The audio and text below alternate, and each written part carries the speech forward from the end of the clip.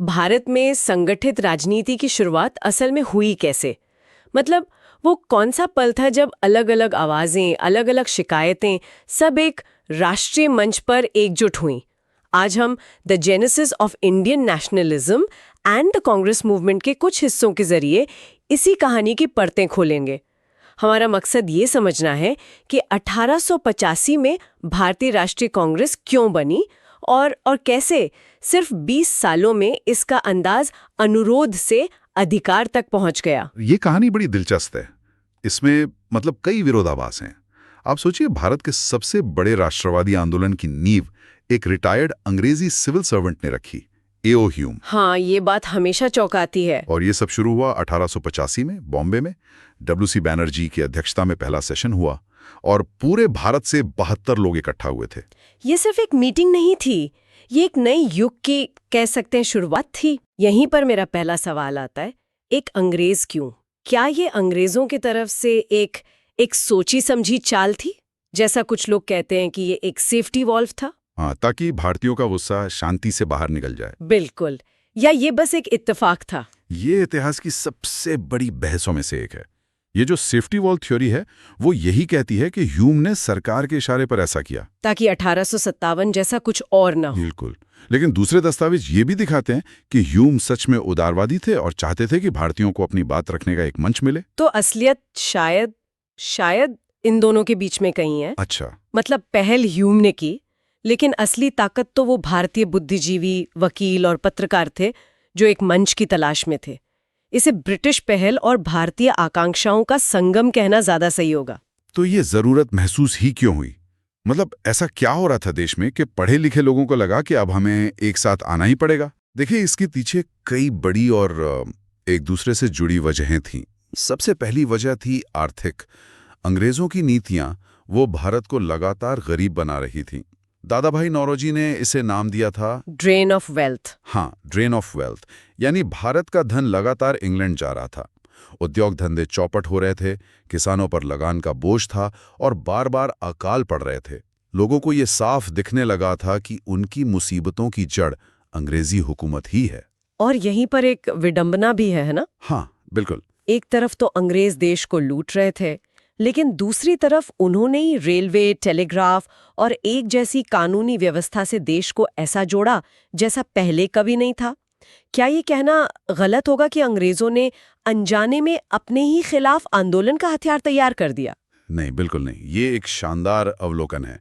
अंग्रेजों ने भारत को अपने फायदे के लिए जोड़ा ताकि वो कोनों कोनों से कच्चा माल लूट सकें और अपनी सेना तेजी से कहीं भी भेज सकें। हाँ। और इसका नतीजा ये हुआ कि मद्रास में बैठा एक नेता बंगाल के नेता से आसानी से बात कर सकता था, अपनी परेशानियां साझा कर सकता था। इस नई एकता ने एक अखिल भारतीय सोच को जन्म दिया और इसके साथ ही पश्चिमी शिक्षा ने भारतीयों को लोकतंत्र, स्वतंत्रता और राष्ट्रवाद के विचारों से परिचित कराया। और एक चीज और थी जो शायद पढ़े लिखे भारतीयों को सबसे ज्यादा चुभती होगी, नस्लीय भेदभाव। हाँ, वो अपमान की भावना कि आप चाहे कितने भी काबिल हों, कितने भी पढ़े लिखे हों, आपको ऊंचे पदों पर नहीं रखा जाएगा। क्यों? क्योंकि आपका रंग गोरा नहीं है। आपको ट्रेन के फर्स्ट क्लास डिब्बे से बाहर फेंका जा सकता है। इस रोज रोज के अपमान ने, कह सकते हैं, भारतीयों के स्वाभिमान को जगाया। और उन्हें लगा कि अपनी शिकायतों को अलग अलग कहने के बजाय एक आवाज में एक मंच से कहना होगा। बिल्कुल। और वही मंच बनी इंडियन नेशनल कांग्रेस। तो ये सभी कारण एक जगह आकर मिले और कांग्रेस बनी। लेकिन शुरुआत में इस नई संस्था का चेहरा कैसा था?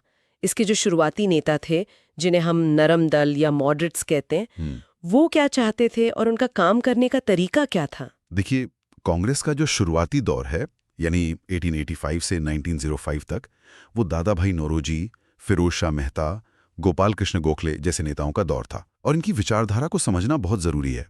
ये लोग ब्रिटिश साम्राज्य के दुश्मन नहीं थे। अच्छा। बल्कि वे ब्रिटिश न्याय और उनकी लोकतांत्रिक परंपराओं में गहरा विश्वास रखते थे। ये बात आज सुनने में थोड़ी अजीब लगती है। जो हम पर राज कर रहे हैं, हम उन्हीं के न्याय में विश्वास करें? क्या ये उनकी नादानी थी? नादानी कहना शायद ठीक नहीं होगा। हमें उस दौर के हिसाब से सोचना होगा।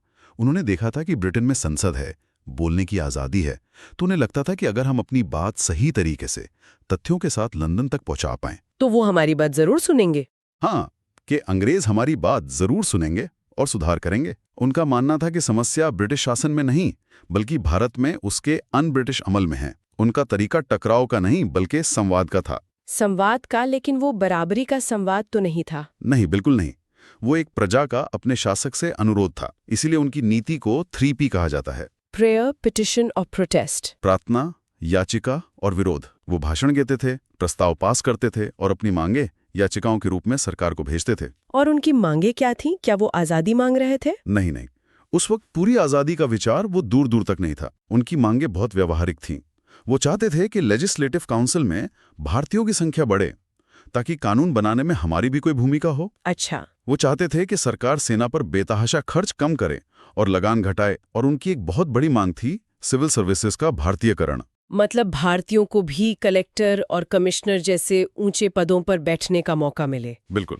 लेकिन अगर उनका तरीका सिर्फ याचिकाएं देना था और अंग्रेज उन्हें ज्यादातर नजरअंदाज ही कर रहे थे, तो क्या उनके योगदान को सफल माना जा सकता है? मतलब क्या उन्होंने सिर्फ बातें की या जमीन पर कुछ बदला भी? ये बहुत जरूरी सवाल है। उनकी सबसे बड़ी कामयाबी ये थी कि उन्होंने पहली बार भारत की आर्थिक लूट का एक अकादमिक विश्लेषण दुनिया के सामने रखा। दादाभाई नौरोजी की ड्रेन थ्योरी सिर्फ एक नारा नहीं थी। उन्होंने आंकड़ों से साबित किया कि कैसे हर साल करोड़ों पाउंड का धन भारत से इंग्लैंड जा रहा है और भारत कंगाल हो रहा है। हाँ, इस थ्योरी ने अंग्रेजी राज की नैतिक नींव पर ही हमला कर दिया। उन्होंने भारतीय राष्ट्रवाद की नींव रखी, लोगों को राजनीतिक रूप से शिक्षित किया और एक अखिल भारतीय मंच तैयार किया। ये कोई छोटी उपलब्धि नहीं थी। लेकिन जाहिर है इस तरीके की अपनी सीमाएं थीं और इस धीमी रफ्तार से हर कोई खुश नहीं था। बिल्कुल। उनकी सबसे बड़ी सीमा ये थी कि उनका जुड़ाव आम जनता से नहीं था। कांग्रेस उस वक्त पढ़े लिखे शहरी लोगों की पार्टी थी, और दूसरी बात, वो सुधारों के लिए पूरी तरह अंग्रेजों की गुडविल पर निर्भर थे। और जब 20 साल तक इंतजार करने के बाद भी हाथ कुछ खास नहीं लगा, तो कांग्रेस के भीतर ही एक युवा और कह सकते हैं गर्म सोच पैदा होने लगी। और इस सोच को भड़काने के लिए 1905 में लॉर्ड कर्जन ने बंगाल का विभाजन कर दिया। कहते हैं इसने आग में घी का काम किया। घी कहना भी शायद कम होगा, इसने तो जैसे बारूद में आग लगा दी। बंगाल का विभाजन सिर्फ एक प्रशासनिक फैसला नहीं था। अंग्रेजों ने कहा कि बंगाल बहुत बड़ा प्रांत है, हम संभाल नहीं पा रहे हैं। पर असल मकसद कुछ और था। असल मकसद था हिंदू और मुसलमानों को धर्म के आधार पर बांटना और बंगाल में उठ रही राष्ट्रवाद की लहर को कुचलना। पर हुआ इसका ठीक उल्टा। कैसे? इस फैसले ने पूरे देश को सड़कों पर उतार दिया। कलकत्ता से लेके पुणे तक विरोध प्रदर्शन हुए। वंदे मातरम एक राष्ट्रीय नारा बन गया, और इसी गुस्से और ऊर्जा की लहर पर सवार होकर 3 नए नेता राष्ट्रीय मंच पर छा गए। पंजाब से लाला लाजपत राय, महाराष्ट्र से बाल गंगाधर तिलक और बंगाल से बिपिन चंद्र पाल, यानी लाल बाल पाल की मशहूर तिकड़ी। जी हाँ। वाह, तो ये तो विचारों में 180 डिग्री का बदलाव था। सिर्फ 20 साल के अंदर कांग्रेस प्लीज सर हमारी बात सुन लीजिए से स्वराज हमारा हक है तक पहुंच गई। ये बदलाव इतनी तेजी से आया कैसे? देखिए, ये जो नई पीढ़ी थी जिसे गरम दल या एक्सट्रीमिस्ट्स कहा गया, वो नरम दल की नीतियों को पॉलिटिकल मेंडेंसी कहती थी, यानी राजनैतिक भिक्षावृत्ति। हाँ, उनका साफ मानना था कि अंग्रेजों के न्याय में भरोसा करना बेवकूफ़ी है। आज़ादी मांगने से नहीं मिलेगी, उसे छीनना पड़ेगा।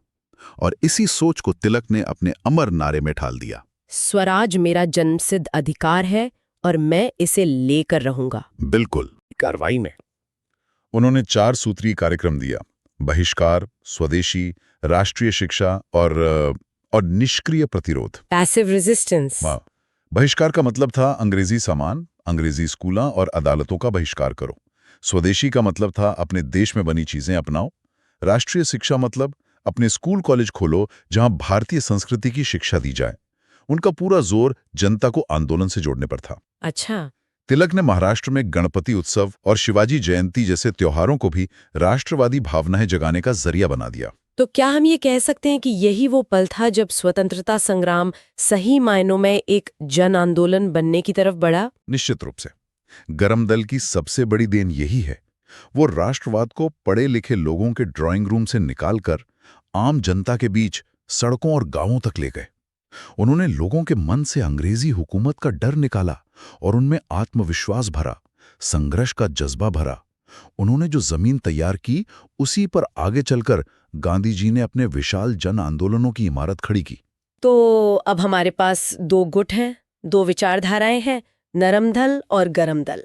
और जब दो इतनी अलग विचारधाराएं एक ही छत के नीचे हों तो टकराव तो होना ही था। हाँ, और वो टकराव बहुत जबरदस्त था। 1907 में कांग्रेस का सूरत में अधिवेशन हुआ। माहौल पहले से ही गर्म था। गरम दल चाहता था कि लाला लाजपत राय को अध्यक्ष बनाया जाए और स्वदेशी बहिष्कार के प्रस्ताव को पूरे देश में जोर शोर से लागू किया जाए। जी, लेकिन नरम दल इसके लिए तैयार नहीं था। उन्हें डर था कि इससे सीधी बगावत हो जाएगी और अंग्रेज कांग्रेस को ही खत्म कर देंगे। तो फिर हुआ क्या उस अधिवेशन में? वहां जो हुआ वो भारतीय राष्ट्रीय कांग्रेस के इतिहास का एक काला अध्याय है। बहस इतनी बढ़ी के बाद हाथापाई तक पहुंच गए। मंच पर कुर्सियां और जूते फेंके गए। और आखिरकार कांग्रेस दो टुकड़ों में बंट गई। गरम दल के नेताओं को कांग्रेस से निकाल दिया गया। इसे ही सूरत स्प्लिट या सूरत का विभाजन कहते हैं। हाँ, और अंग्रेजों के लिए ये एक बहुत बड़ी जीत थी। तो अब दोनों को आमने सामने रख के देखने से तस्वीर बिल्कुल साफ हो जाती है। एक तरफ वो जो अंग्रेजी सिस्टम में रहकर सुधार चाहते थे, और दूसरी तरफ वो जो उस सिस्टम को ही उखाड़ फेंकना चाहते थे। अगर आज हम पीछे मुड़कर देखें तो क्या हम कह सकते हैं कि कोई एक सही था और दूसरा गलत? नहीं, ये सही या गलत का सवाल ही नहीं है। ये राष्ट्रवाद के विकास की एक स्वाभाविक प्रक्रिया थी। आप इसे एक रिले रेस की तरह देख सकती हैं। अच्छा, ये दिलचस्प है। और नरम दल ने दौड़ शुरू की। उन्होंने एक ट्रैक बनाया, नियम कायदे तय किए और बैटन को एक दूरी तक लेकर गए। उनकी सूझबूझ इसी में थी कि उन्होंने शुरुआती सालों में अंग्रेजों से सीधा टकराव मोल नहीं लिया, जिससे कांग्रेस को एक संस्था के रूप में जमने का मौका मिला। और गरम दल ने उनसे वो बैटन लिया और दौड़ को एक नई रफ्तार, एक नया जोश दे दिया। उन्होंने उस आंदोलन को जनता की ताकत से जोड़ा। बिल्कुल, एक के बिना दूसरे का काम अधूरा रह जाता। नरम दल ने नींव रखी तो गरम दल ने उस पर दीवारें खड़ी करनी शुरू की। दोनों ही स्वतंत्रता संग्राम के जरूरी और सम्मानित अध्याय थे। उनकी रणनीतियों में अंतर था, पर मंजिल एक ही थी, भारत का उज्जवल भविष्य। तो आज की हमारी इस चर्चा से ये बात साफ है कि भारतीय राष्ट्रीय कांग्रेस का जन्म और उसके शुरुआती 20-25 साल वो भारत के बनने की कहानी में एक निर्णायक मोड़ थे। नरम दल की दूरदर्शिता और गरम दल के जोश दोनों ने मिलकर उस आंदोलन की शक्ल तय की, जिसने आगे चलकर दुनिया के सबसे बड़े साम्राज्य को घुटने टेकने पर मजबूर कर दिया। और जाते जाते एक विचार सबके लिए छोड़ जाते हैं। ये सोचने वाली बात है कि अगर नरम दल ने शुरुआत में सब्र और संवाद की नीति ना अपनाई होती तो क्या कांग्रेस एक अखिल भारतीय संगठन के रूप में अपनी जड़ें जमा पाती?